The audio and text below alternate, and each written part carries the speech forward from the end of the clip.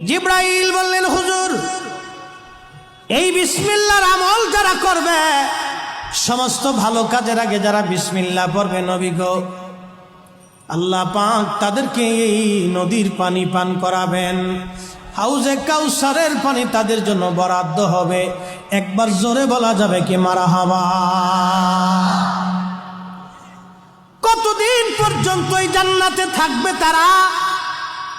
কোরআন শরীফ সাক্ষী দিচ্ছে, আমার আল্লাহ পাক বলতেছেন, খালিদিনা ফিহা আবাদা।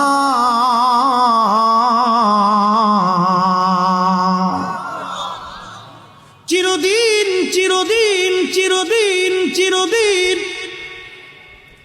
চিরদিন ওই জান্নাতে তারা থাকবে। আল্লাহ বলেন, রাদিয়াল্লাহু আনহুম ওয়া রাদু আনহু, যালিকা